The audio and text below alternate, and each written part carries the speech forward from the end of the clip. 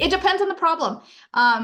And what it's going to entail. So we're not defined by a method. We are not all lean. We are not all Six Sigma. We are not all Scrum or Agile. It depends on what the project calls for. And so I love that flexibility of let's do what it takes and what makes sense. Don't try to force it into a type of pattern or event to make it work. You know, use what makes sense.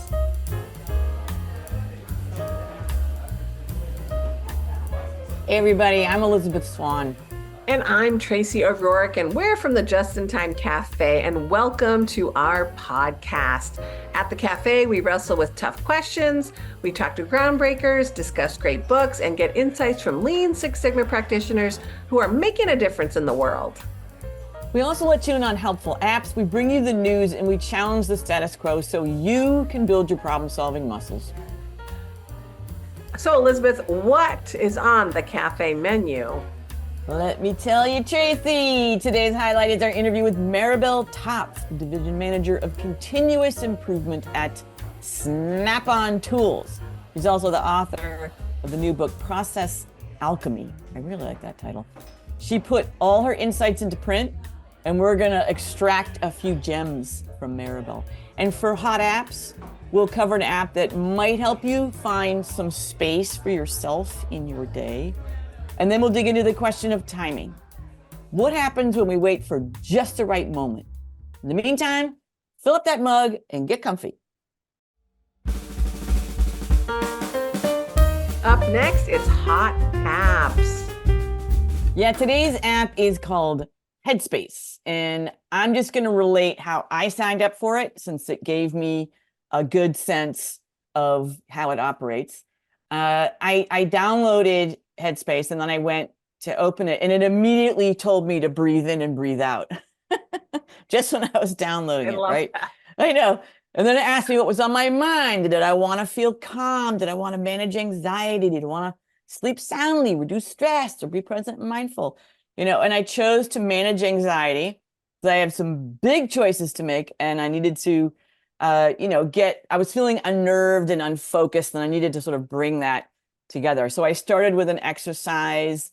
It, it listed it as this is a 3-minute. And I thought, yeah, my day is that crazy. I could spare the 3 minutes.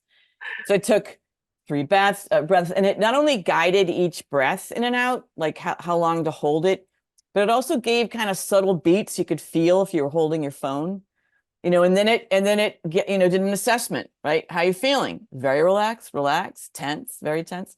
So you can choose to do that every day. You could send a guest pass to a friend.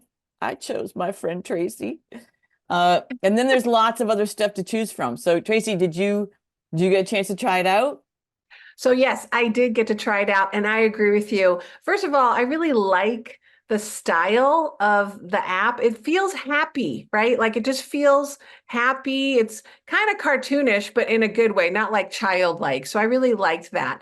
And what really spoke to me of the categories was being present and mindful, because that is my challenge lately. I feel like I am just scatterbrained. I feel like more than ever, I feel like I walk into a room and I don't remember why I'm here, or I just forget to do things, or I'm not listening to someone. And, I'm usually pretty good about listening at work because it's my job. But then when I get home, I find that I'm multitasking as my family is talking to me. And I don't like that. And they're like, mom, mom, mom.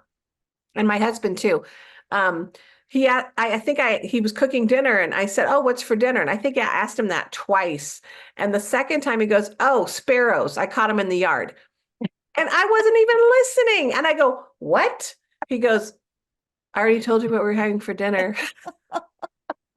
Sparrows. I caught them in the yard. Nice one, Ricky. So, he could tell obviously that I was not being present. So anyways, I did get a chance. I really like the counting, it's like you said, it tells you to hold your breath or breathe in, hold, breathe out, hold. And it actually has this thing you can watch, which I felt like was even made me more focused on my breathing. So I really liked that as well. So it's full of guided meditations. It has mindfulness exercises. And if you're new to or curious about meditation, it offers many short video options that make it easy to fit into your day, which is very important. It also includes advanced meditations for more experienced users, as well as videos for kids and teens. Actually, my oldest son, who's 20, meditates more than I do. So I need to follow his lead. Mm. So anyways, that's a little bit about what I found. I really liked it. I thought I had to pay, but it looked like you can actually do a couple of the exercises for free. Yeah, there's definitely free options there. I think like everything else, there's, it's freemium, like you get in for free, and then, if you really like it, you might want some facets or features that cost a little money. And I originally got curious because of a workshop I did recently, and the facilitator started it off with having us all do breathing exercises remotely over Zoom. And I realized it was really critical that he did that, because we were calling in, we had people from Portugal, Lebanon, Oregon, Miami, me on Cape Cod, and we'd never met. So he has no idea how we're showing up. We're obviously at different time zones. We have different lives. So doing that got us all kind of in sync. And he kept going with other sort of activities that had us really switch our mindset so that then we would be in sync. And it was great. So I used it the next day. I had to immediately go and make some decisions with my sisters. I got 4 sisters. We've got real estate decisions to make together. Everyone's got a different idea. And I was going in kind of with not a great mindset. I was almost ready to do battle. And I was like, that's not a good way to go in meeting with my sisters. I got to back off. So it got me to like, calm down, breathe in, and just, I came at the meeting with inquiry, and it went incredibly well. So it's really helping me manage my energy as I tackle a whole mess of new things. Tracy, Yeah. and are you going to use it as you head out into the wilderness on your Definitely. trip? I'm about to embark on a long family vacation, and I think I might need some breathing techniques to help me stay calm in the time of need. And it's kind of astounding when you think about it. It's kind of astounding how just focusing on your breathing can make a huge difference, kind of like what you said about your sisters. I know that, when I play pickleball, sometimes when you're in a very competitive game, you're like, okay, I need to breathe. I stopped breathing. And even, I'll be honest and say, at one point, my husband and I were not doing well in our marriage. We were in counseling. And the counselor observed that when my husband started to speak, I stopped breathing. She said, "You're actually holding your breath when your husband talks." Wow. Wow. Well, we got through it, so that's good. Still breathe, so that's great. But yeah, just having something to remind you of how you're breathing, and if you're breathing, and the cadence of your breathing is kind of astounding. We got to do it more. Absolutely. I'm Elizabeth Swan. You're listening to the Just in Time Cafe podcast. In a short while, you'll get to hear our interview with Maribel Topf, Rapid Continuous Improvement Division Manager at Snap-on Tools. Up next, it's Q&A. Today's question is about the idea of whether it's a good time or not to take action on a good idea, to try something out. If you've ever had an opportunity and thought, should I do this? Should I do this now? There's a lot of reasons not to do something. We've got obligations. Our calendars are full. It would be a conflict with something we're already doing. But sometimes you just have to make it fit. So here's a quote from Mel Robbins, a popular female speaker. "There is no right time. There's only right now." I love that. You get one life, and that's it. And it's not going to begin again. So it's up to you to push yourself to make the most of it, and the time to do it is right now. What are you thinking, Elizabeth? This concept is speaking to me right now. I've definitely been guilty of waiting for the perfect time, the right time, to go after the thing that I want or that I think I want. And I was just thinking about my mother. She took up painting at the age of 60. And it turns out she's a phenomenal artist. And she traveled to places like France and Morocco on a total shoestring because she was going with other painters to find inspirational places to paint. Her paintings from those places are stunning. And she had a career as a very popular family therapist, but she always approached life as if the present moment was the best opportunity to act and make things happen. And she didn't have much money and it never mattered. And my dedication to her in my book was that she was my hero and a model for how to grab life and shake it until you get a prize. And I love that image of her. And she painted until 2 weeks before she passed away at 91. And that is how to live. So I'm trying to take stock of that right now, because I think I've got a cautious, I'm a Capricorn. I think we're just naturally much more cautious human beings and approach life with minimizing risk. And I'm trying to get a little more comfortable with more risk. But you've got a lot of that attitude in you already, Tracy, don't you? Well, it's funny you say that because I'm an Aries, the first sign of the zodiac, and most Aries people are considered doers. They're always about taking action. As a matter of fact, we're always, we're most comfortable in action. It might be the wrong action, but we are always doing, and it's never been an issue to get started with something or doing it. And a lot of people that know me know that I'm a doer, and my issue isn't getting started. I have other issues, but it's not that. Yeah, we'll talk about those another time. Okay, that's another Q&A session, is the having said yes a few too many times. So I'm going to end with some ideas for listeners where this is an issue for you. If you've got my book, Picture Yourself a Leader, go read chapter 44. Which is titled Do the Thing You Fear, or it talks about like doing it scared, like you just go moving right through that emotion. The second recommendation is for a book I just ordered that I've read great things about, called 4,000 Weeks by Oliver Burkeman. And the idea is that you've got a finite time on Earth. Apparently it's 4,000 weeks, and you're never going to get everything you want done. So stop, consider what you truly want to do. And that's what I'm doing right now. I love it. And I'll just say, it does remind me of when we went to Japan and we went to Ina Foods, and the owner of Ina Foods had 100-year calendar to prompt people to say, okay, you're going to die on this calendar someplace. So what are you going to do with the rest of your life? And it's reminding me of this topic. So it was a great trip. Awesome reflection, Tracy. Thanks.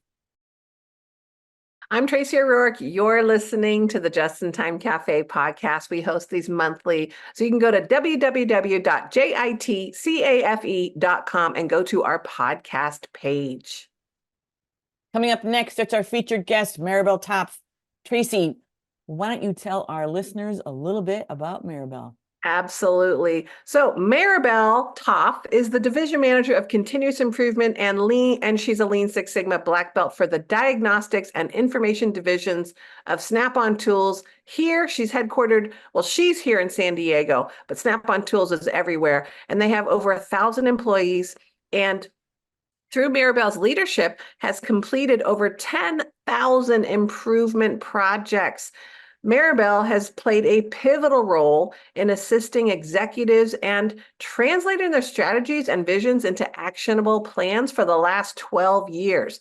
She specializes in adapting lean to the office by utilizing several techniques across many operational excellence disciplines. And now Maribel can add author to her resume. We're going to talk about her book, Process Alchemy, on our podcast today. And we are honored to have her at the cafe. Yes, we are.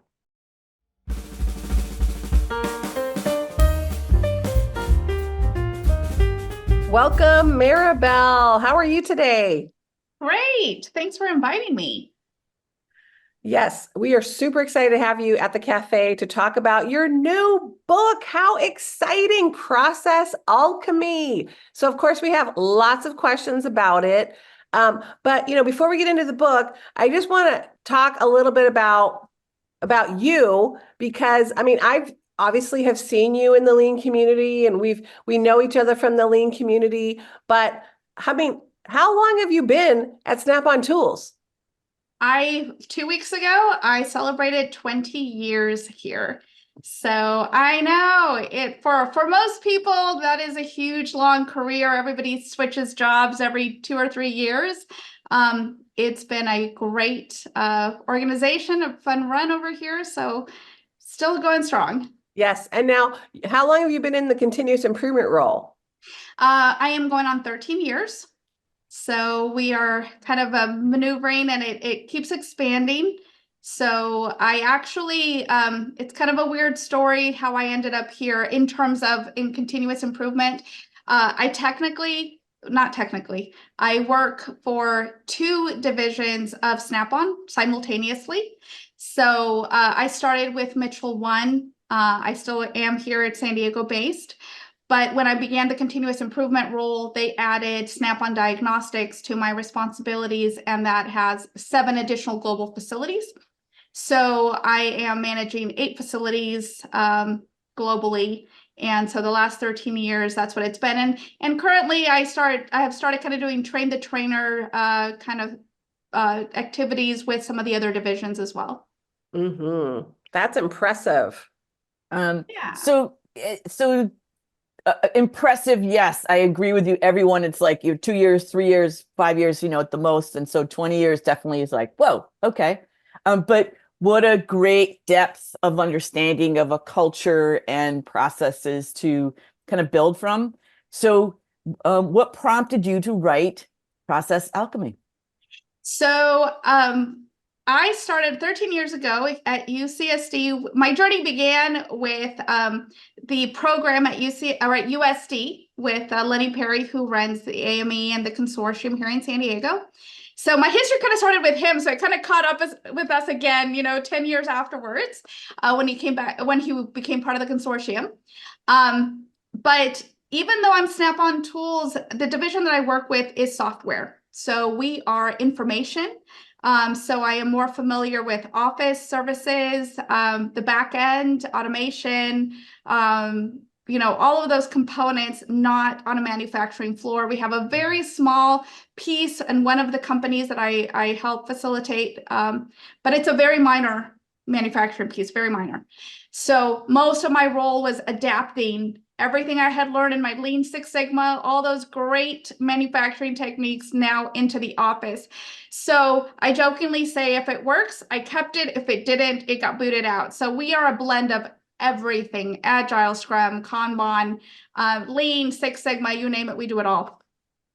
Because the human is the machine here. So it doesn't work as well when it comes to calibrating and doing all those fun things. We had to adapt. So why did I write the book?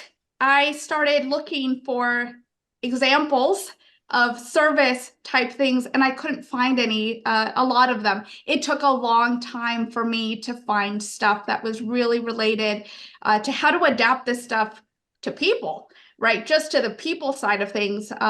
So it started with me writing notes to self. The first couple of years were a little painful as I was facilitating. Some meetings went well, some not so great. And we've all had those where somebody derails a meeting. You have a plan and the plan goes south very fast, and note to self, don't say that, don't do that, that type of thing. A few years ago, I realized I had accumulated about 30, 40 pages of notes to self. And so I have a friend, or I know of somebody who's a publisher, and I said, hey, is this even worth, turning it into something, because I don't want to put something out there that's already been done. So we started talking and kind of describing what I had been doing. So we decided to organize my notes in addition to kind of the rest of my experience for people who will be going through this journey in a similar fashion, meaning that you are not going to be doing a ton of manufacturing. You're actually working more in the office.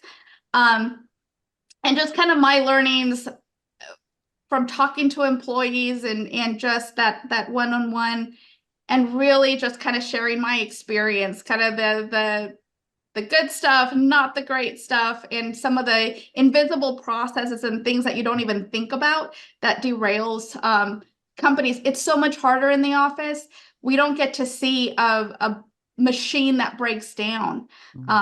We see people whose miscommunication and misunderstandings cause huge impacts and chaos. And trying to figure out where that happened, it's very different. I've gotten way better because 10, 12 years of seeing some of this stuff, I know where to look. But this was kind of my way of trying to share it with the community, some of my aha moments, tips, tricks, traps, so that no one else has to go through some of the painful learnings I had to go through. Well, Maribel, you are speaking our language, because Elizabeth and I have been doing this for a long time too. I think 25 years with me, and she's even longer than that. And I'd say 80%, 85% of the work we've done has been transactional administrative processes. And I think what's crazy is, and people I feel still struggle with, well, is it really for stuff that's not manufacturing? And I'm like, 100% absolutely it applies. And it is harder. And it's easy to go, like you say, onto a plant floor, look around and go, oh my God, what's that scrap doing there? It's physical. It's invisible in the office world. We talk about this a lot, and we have to make it visible first, and then we can feel like we can, so we actually have extra steps that we have to do on the transactional side, and it absolutely applies. So you're speaking our language 100%. And I just love that you have a book on this. So I said all that to ask you this. So the tagline of the book is using employee-driven solutions to achieve operational excellence. So tell us more about what you mean by employee-driven solutions. Obviously, we mostly know what that means, but what I really want to know is, what does that mean at Snap-on? So one of the things that I realized when I was going through my journey, trying to figure out how does everybody else do things and stuff, give me examples, tell me stories, something that I could understand. One of the things that my predecessor did that was genius, and as I look around at other companies, I realized I don't see this going on in hardly any company. And I thought, honestly, I haven't seen anybody else do it. And I realized, I think I'm unique in this. And that is that everybody writes down people's ideas, right? So we've gone to tours like in Costco and stuff where people write it physically on a little piece of paper. And then they implement it. And then sometimes these things get filed, whatever. We created by accident, really, and it was a way for me to manage. So I am managing 900 plus employees and their requirements. Everyone is required to do one small personal project and one team project. So that's 2 projects per person. So I am managing probably between 300 to 500 team projects a year, and then reviewing everyone's personal projects. So thousands of projects over the period. It's actually been closer to 15,000 projects that I've had to review, read, and stuff. But more importantly, they're kept in a database. And so when something comes up, I've been here long enough that I tend to remember, I think we've done this before. But if I can't, and I will not remember every single detail, I can go in and do a keyword search, cancellation policies or whatever. And I can pull all the activity, personal team projects that have come up from in the past, 5 or 6 years, which facility, which teams, how did they tackle it? I can share it with others. And so I jokingly tell people, I feel like I'm the smartest person in the company, and not because of me, but because I get to read everybody's projects, everybody's creativity. And we have developed entire departments based on somebody's idea. That turned into a revenue stream for the company. It started as something small and it became this thing, right? And I'm just always fascinated. We are definitely bottom up. We encourage people to continuously just get started. There's not a lot of vetting out. I will stop you if you're really going down a really weird path. But for the most part, we say, you have a great idea, get going. I'll let you know if there's an issue. If you get stuck, talk to me. We'll work on it. So it's continuously churning. So we have, ideas being put in globally, and I get to see them because I get notified. So that's the employee wisdom. right? And so my job is to read those projects, to advise wherever necessary, but more importantly, to share the key learnings to the rest of the organization so we're not constantly reinventing the wheel. Yeah. We don't want to get to a point where somebody in another area is struggling needlessly when someone else has already figured it out. So my job is to help connect. I feel like the problem-solving librarian, right? You come to me and, hey, I need to find out about blah, blah, blah. I know someone's done that before, let me tell you. So So that's what I meant. that's great. And I like those terms like smartest person in the company by virtue of the employees and this problem-solving librarian, those are great. So I want to know if you want to share a case study, and maybe it's what you just mentioned, like an idea turning into a whole department. That's kind of fascinating. I don't know if you can share it or not, but any example about adopting employee-driven operational excellence? Well, if you want to know how this person turned into the department, it was a sales guy, and he was trying to figure out a creative way to make more sales because how would you not, right? We're a software company, and as you know, piracy is an issue. And he decided that, you know what, I'm going to figure out who is using our stuff improperly. And he figured out a way, and then he would call them up and say, yeah, so you're not using it properly, but if I gave you a good price, could we get you to be a real customer? And let me show you the benefits of being a real customer. That turned into a whole department of us turning that idea of, hey, you're right.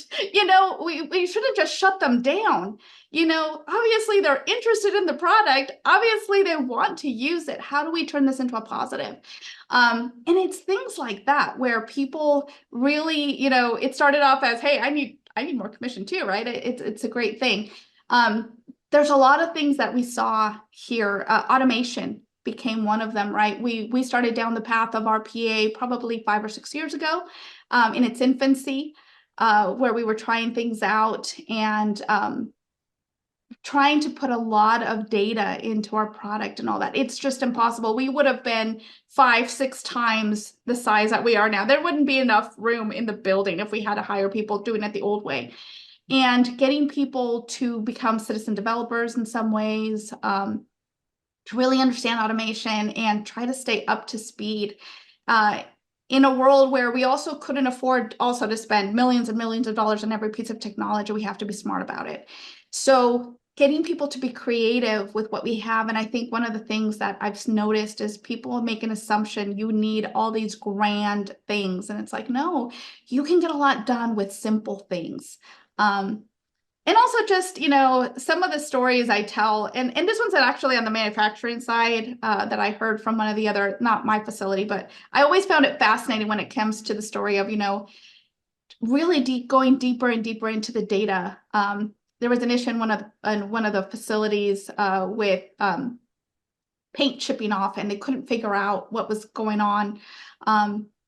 So they started digging down into the data and trying to figure out where is it? Is it the paint manufacturer? Da da da da.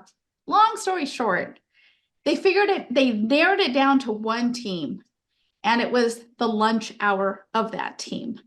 And what was happening is the team was going out to lunch together. They would put everything in the chemicals before they left. And then if they returned too late, the chemical reaction was not allowing paint to adhere. And so I use that story for some of our other teams where I think sometimes we go a little too high level. We don't go deeper into the data to really understand the root cause. And sometimes telling people we have to find better techniques to get quicker and deeper fast so that we can understand what's going on. And especially in our world, invisible processes. I have seen stories where somebody accidentally put an S. They used diagrams instead of diagram, and it changed completely the way somebody interpreted the work.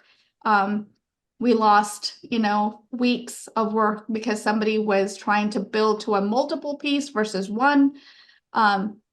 Everything counts, right? We have to be careful about words and the things that we share and how we share it. the biggest aha for me in this job is team communication. We use the same words all the time, and they don't mean the same thing to teams. In the software world, they use the words production environment and sandbox environment. One of the hard lessons I learned was 5 different teams have 5 different definitions of each one. And in one case, we accidentally overloaded servers because people were dumping things into the wrong area because each one understood it differently. So I'm constantly clarifying vocabulary. Just because you all use the word does not mean it means the same thing to you. And that has been a huge aha for me, to not assume that a team that's having a conversation is actually having the same conversation they think they are. They probably aren't. It's like you're the librarian and the grammarian. Right. Grammatician. Anyway, I'll have to work on that word. Another word has to be defined. I just wanted to come back to the example you gave of the case study of the sales guy. It reminds me of our practice often of taking a naysayer, right? Somebody who's, dead set against an improvement idea, and working with them, like taking somebody and really sitting with them about why they're negative, and working through the positives with them. And when you get that convert, they're often the most excited and best kind of salesperson for the idea. So your sales guy went after the people taking advantage and turned them into, that's a great story. I love that story. Tracy, you had a question? I actually do. You had mentioned something. I'll go back to something you had mentioned earlier as well. You referenced Costco's program, and Costco's program, for those of our audience that don't know, they use the idea boards, right? The standard use of idea boards with ideas. But I noticed that you said projects. Specifically, you named projects that happen at Snap-on. And what I'm discovering too in supporting all these organizations is I see that some organizations are very focused on daily improvement, small ideas, daily improvement, the whole 2-second lean idea. And then there's organizations that are project based, so how they get the work done is by projects. And guess what? Some organizations do both, right? So they have 2-second lean, and then they have greenbelt projects and improvement projects. So my question to you is, what is that structure look like at Snap-on? For our division, because it looks differently for the others that are manufacturing, for our division, we do it all. Small, 2-second lean, bigger projects, and even Kaizen events. Our events tend to not run 5 days. I usually get 2 days to get it done. So we've had to reorganize how we do things to get it in that time frame. The idea is we're always working on something. And in teams, when they work on projects, it's because if you know software, there's such a domino effect and dependencies. It's not as simple as, oh, just change this. Well, no, if I change this, then this, and this gets impacted, and everybody else in domino. So a lot of that stuff becomes more project type work where the teams are meeting. They are trying to understand how to eat the elephant, right? We're not going to tackle it on. And so therefore it gets broken down into smaller pieces. And then we start working it. We have the full goal. We'll do an event or we'll do a kickoff to say, what are we trying to accomplish? We'll use some of the tools. And then we'll start to break it down into, well, how is that going to work? How are we going to do that? So yeah, sometimes it breaks off into more things. Sometimes we keep it all as one. During COVID, we had one event that was 13 people on a Zoom call for 5 days, 8 hours globally. I felt bad for the person in Ireland. I was like, are you okay? It's like 1 o'clock in the morning. Are you still okay? Go to bed if you need to. And that branched off into a ton of projects in order to complete the main goal, right? Mm-hmm. So it depends on the problem. And what it's going to entail. So we're not defined by a method. We are not all lean. We are not all Six Sigma. We are not all Scrum or Agile. It depends on what the project calls for. And so I love that flexibility of let's do what it takes and what makes sense. Don't try to force it into a type of pattern or event to make it work. You use what makes sense. Yeah. No, I love that, Tracy. And I very much subscribe to that point of view, use the tool, use the method that makes sense. So I want to come back to your book, and I want to ask you, what methods or frameworks do you offer to help people tap into, that collective knowledge to enhance employee creativity? One of the things that I realize when it comes to people, they keep a lot, and this is me too, 80% is in your head and you think there's no process, there's no structure. Trying to get that out of your head and into something we can all see is a challenge sometimes, because everybody says, I just know. When I interview somebody, I just know that the person's a good fit. No, that's not true. Your mind is going through check. And I want to know what's going through your head when you're seeing this. And can we put that out so that everybody else can see it? And then we can take a look at it, take the learnings from it, adapt it, leverage it, share it. And it comes up all the time in a lot of things. Developers, people who have a lot of experience are guilty of this, because you've internalized how you do things. And it comes out, it comes off as, I just know. No, you don't just know. You're going through a method or a process in your head, and I want you to share it. So a lot of it is just trying to get people to explain, to share, to get that out of them first, so that we can then apply some techniques to it, right? So now we can take a look at it and see, how you're doing things, and can we improve upon that as well.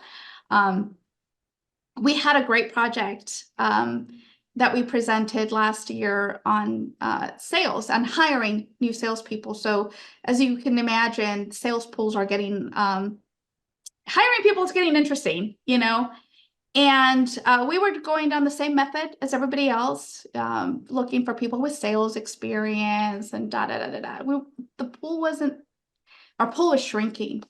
And so the sales teams had to start really thinking about, who's successful here? What makes success? And this is where I was talking about, when you talk to somebody and you feel that energy and stuff, what's going in through your mind to say, I like this person, talk to me about it. So we ended up hiring a cowboy. He's been one of our #1 salespeople. Somebody who was a keg cleaner. One person, I think she might have come from Panda Express or something, made a sale on her first call, and people were shocked. And what they realized is, we're actually looking for attitude, for grit, for work ethic, personality. You can talk to people. We can teach you the product. We can teach you all these other things, but we're not going to be able to teach you how to have that energy and attitude and all of that. If you come with that and you can prove that you can, we can teach you the rest. And we've been very successful in widening our sales pools and meeting our sales goals because of that, and all those good things, right? But looking at things very differently and abandoning a traditional model if it doesn't fit, and getting better at that. And same with all these other problems, right? If the traditional method is not working, we have to think differently. And how are we going to do that, right? How are we going to open your mind and get what's in there, what's hiding, and those great ideas that are hiding in there, how do we get it out? Well, super exciting, Maribel, and it's really great to hear you talk about your book, and I can't wait to pick it up. I haven't picked it up yet because it's so new, but I'm looking forward to reading it. And my question to you is, so are you going to be doing a book tour? How do people get a hold of you? So the book is being sold on Amazon. LinkedIn is probably the fastest way right now. I have started a LinkedIn group called Lean Office Excellence, and I'm hoping that will focus on the non-manufacturing side, kind of the softer side, the people side, all those things that help us get excellence in the office, right? Where the human is the machine. It's a whole different experience, as you know. You deal with people's personalities and egos and all those wonderful things. But what I really enjoy is that really, I would say 99% of people come in with good intentions, good heart. They want to make a difference. And if you give people a process, a method, and a structure to do that, they shine. Your company will shine. You're going to get all that good stuff. So Yeah. LinkedIn is the best way to find me, the group, Amazon for Process Alchemy for the book. But yeah, it's been a great journey. Like I said, I share stories. I'm very much employee focused, champion for everyone's ideas, and really always challenging people and encouraging people to share. Be creative. Show me the great stuff you can bring to the organization. We're all going to benefit. You're going to learn. You're going to try stuff that's new for you. We're going to learn, and we're going to get better because of it. Awesome. Woohoo! Awesome. Thank you for sharing, and good Yes, for you thank for you for pulling that. thanks for coming to the cafe to share your book, your perspective, your experience.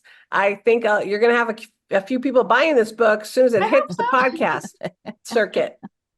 So thanks for coming to the cafe, Maribel. Thanks, Tracy. Thanks, Elizabeth. See you soon.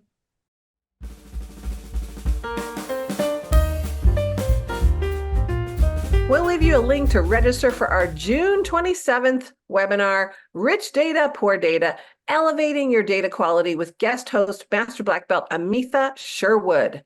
Does your data leave you at risk of making faulty decisions? Most of us are using data to determine which problems are truly problems, where to spend precious resources, the best product offerings, critical policymaking, and beyond. With the increased ability to capture and store large amounts of data, businesses, hospitals, government institutions, and many others rely on big data. So what are you doing with it? Have you registered for the big reveal? Tracy's got a brand new parody lean music video coming out August 1. You do not want to miss this. You need to register to get in on the reveal party for 5S Baby. Get your tickets. Stay tuned for all the news by joining our community at the Just in Time Cafe. Thanks for joining me and Tracy. You are our favorite thing about the Just in Time Cafe. We look forward to being your lifelong learning partners. Join us every month for your jolt of lean caffeine.